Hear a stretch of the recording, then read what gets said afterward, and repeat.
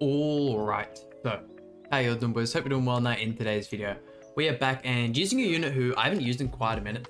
They're definitely one of my favorite characters in the game, and the banner they came out on was such a skip banner. It's such a shame just due to how good they've become, and that is the Christmas Awakened LILLIA. I mean, if you can invest enough into to make the UR gear, to give her the Holy Relic and whatnot, she is an absolute beast. As long as you have, once again, that Holy Relic and use her alongside Kyo, she is just monstrous in what she can do. If you guys don't know what she does, the first card here inflicts flood damage equal to about 500% of attack on one enemy. The second card inflicts damage equal to 180% of attack on all enemies and depletes 2 ultimate move gauge orbs at the end of the enemy's turn for 2 turns. The ultimate here removes buffs from all enemies and inflicts damage equal to 350%. The passive, when an ally from the 7 catastrophe uses a single target skill, it deals additional damage equal to 10% of the hero's max HP. If using an all target attack skill, it deals additional damage equal to 7% of max HP.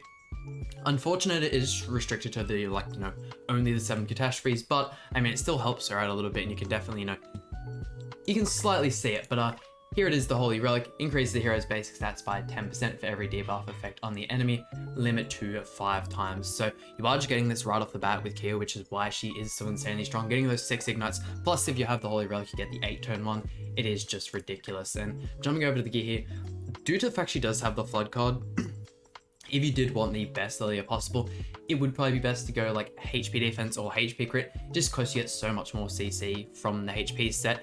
And the fact that it's a Flood card, you still do a lot of damage because you're getting more damage from the fact that you have a higher max HP. But I just wanted to see the max damage possible. Me being a big Unga Bunga damage guy, we went for the attack crit damage set. So there's the rolls there, nothing too special. And then jumping over to the closet, once again, nothing too crazy there. Still missing a weapon, which is crazy to think. She does way more damage than most units in the game. But yeah, this is the team we're using today, and let's jump right into it. And at the time you're actually seeing this video, this usually would be a patch notes video, or like a patch notes update. But I had a quick look at the patch notes, and we are not getting Sariel. This is, honestly, I thought we were going to get, I was like a little bit about, only reason being is because, look at that, she's just really, she's doing more damage than melee right off the bat. The only reason I was like kind of not wanting to be there was because personally I am one who wasted a bunch of gems on the melee banner, like I'm sure a bunch of yous did. I still was going to get like the full rotation out and whatnot, but I'm disappointed. I thought we were finally caught up to JP. Hopefully within the next couple of weeks we'll be like neck and neck, but I don't know what to say. I thought this was, I thought we were fully caught up to JP. I thought we were getting Sariel this week. Super pumped to do a whole bunch of showcases with him and whatnot. But it is what it is. This does also, of course, push back the release of the Holy Relic for Merlin, which is like another thing I want to showcase.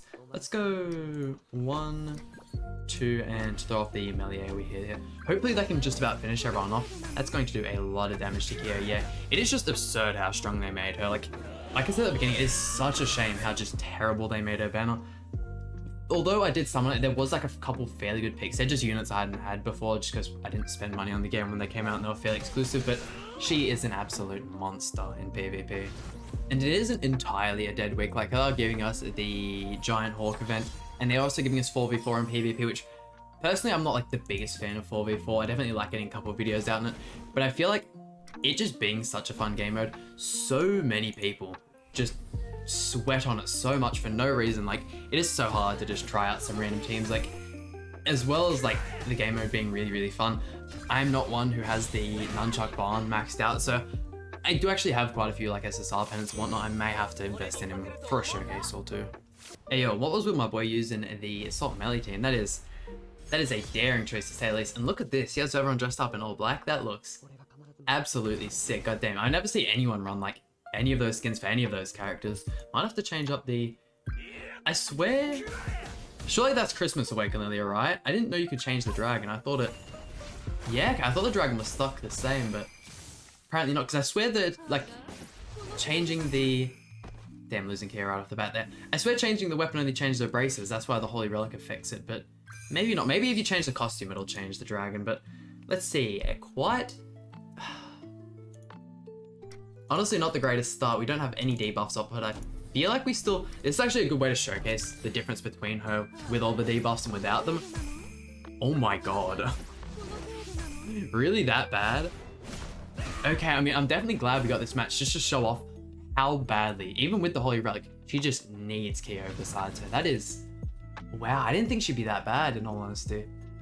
I mean, we might actually be able to bring this back just from just the sheer amount of melee cards we've gotten. And if he doesn't manage to have any more LILLIA single targets, we should be good to kill her. Drilling into that Zeldris Ace, Kyo getting quite a bit of damage off as well. Zeldris is HP defense, and we are just getting absolutely mauled on. How much? It's got the Kyo ultimate as well, yeah. We're not going to win this one, it is what it is. And note to self, do not let Kyo die. I mean, this being a super offensive team, we obviously want to be going first, because the second the enemy actually has the chance to attack us at all, we are not going to take it lightly. Let's go 1, 2, 3. I mean, that's probably best case scenario having that there. That or probably actually getting the double LILLIA single target would be better. Granted, it is very, very hard for her to one-tap people. Maybe if I don't have 15% rolls, we could get some easy one-taps on people, but with the 13% rolls, which is just crazy how much damage she can do, it's not likely you're going to one-tap. We get a whole bunch of buffs on melee, which is nice. We also get the defense buff, which is really good. I mean, yeah, with the hand we've got, we can pretty much take out Escanor and Kyo with no worries. It's just getting that Zeldris dead as well. If we got another Awaken LILLIA card, we would be absolutely fine. But that's the thing with this team. Like, with all of the kind of like super offensive teams I like to run, the matches are just decided so quickly. And I don't know, that's just the way I like to play the game. I do also like, you know, having those super long matches where you actually have to think about what you're doing. Yes, there are teams like the Full Archangel team and some of the Mono Blue teams, which I'm a little less fan of. Granted, they are very long matches, but no one's really thinking of what they're doing in those matches. Also, pop off melee, goddamn. This card as well, the Flood card, if you can get that on 2-star, even seeing what the 1-star can do to Zeldris, say that's type disadvantage. It can do some crazy damage, especially with something like a Ludo passive. And still just cannot get over the fact that we didn't get Sariel. Like, it was so goddamn doable by Grand Cross, and so just cannot get over the fact that they gave us that version of Sariel. Like, if you guys saw, I don't know which video it was where I actually talked about it, but no way we're going for DN there. If you guys have seen the series and read the manga and whatnot, you would know there was a split second where Sariel looked slightly different, was more of like a grown-up version of the female Sariel. Why, Netmarble, you could have made so many more sales, especially with how good and how much interest the Sariel is already getting. I saw Nug did like a tweet and he like showed, he got like 100,000 views on like his initial Sariel PvP showcase, which is absolutely ridiculous. Grand Cross hasn't gotten views like that in ages, or at least can't get frequent views like that anymore. And I mean, you know what everyone wants. Come on, you could have given us. There's a lot more defining features on the older Sariel, to say the least. But here we go. Got a whole bunch of melee AoE cards. We'll pretty much wipe up here. Let's surely we can kill Diane with the AoEs. I might single target just to get a little bit more damage off, and we'll throw those out. Another unit like the Christmas Awaken LILLIA. This Meliodas, the Trader Meliodas. I have just been non-stop using him.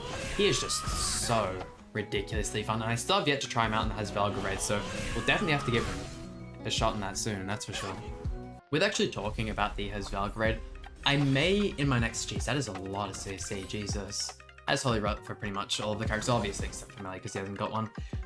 I may actually have to do a video showcasing the King. I was meant to do this way back when King released, showing him off in the Hasvelga raid, just due to the fact that him and Meliodas has probably been out for like a week now. I might do a video where I actually compare the two of them and like, compare weaknesses, strengths, and just like strategy and guide on 4, 1, 2, and 3, because I know there are still a couple people out there that, you know, aren't super built out and, you know, still struggle with the bird on most phases. But let's see, can I even kill?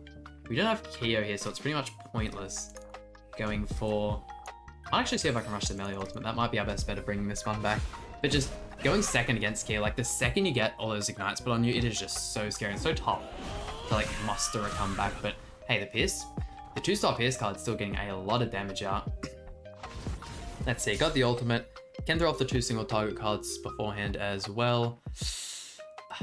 It's not even like a team that I can like hope he gets bad card draw on something, because they're pretty much just all attack cards. Like, not a defensive team by any means, other than like the melee passive and the Kyo ignites. But hey, look, we just got absolutely clapped there. Here we go, and on to our final opponent. And hey, what way to finish off than a mirror match where we're going second, so we're going to get absolutely demolished in. I mean, hey, I feel like this video has gone super fast. This goes to show just like how powerful you can get this team. Granted, I probably could. I'm obviously missing costumes on the Christmas Awaken LILLIA, and like none of my Kyo cosmetics are really invested into. Here's just me johnning away at why I'm losing, making up excuses. But yes, you can get this team CC a whole lot higher, and like having a team where Zeldris is like the unit in the back that you use, he has such amazing CC that's like, granted the unit back in the day we all had to use was Death Pierce, and it's like using Death Pierce is just, it's a blessing and a curse, because like granted if you're wailing out and you're like, if you still manage to out CC your opponent, you're going first and you can just guaranteed kill people turn one. Like you're getting up the crits, the crits do so much more damage. It's insanely powerful, but the only thing is, Mans has like 57,000 CC, and that's like him just maxed out cosmetics, 15% rolls, maxed out. Like you can't get him any higher than that. Whereas like these characters like Zeldris can get like what, stuff like 64,000, 65,000, and just wait till they get a Holy Relic and they get like another K. That's a huge difference. And like in a game where like, you know, sometimes it's not even worth building your attack characters with attack crit damage and stuff just because you get so much more CC, HP defense. It makes a huge difference. But I mean, I just figured I'd ramble on whilst we were getting destroyed here. Let's wrap up the video.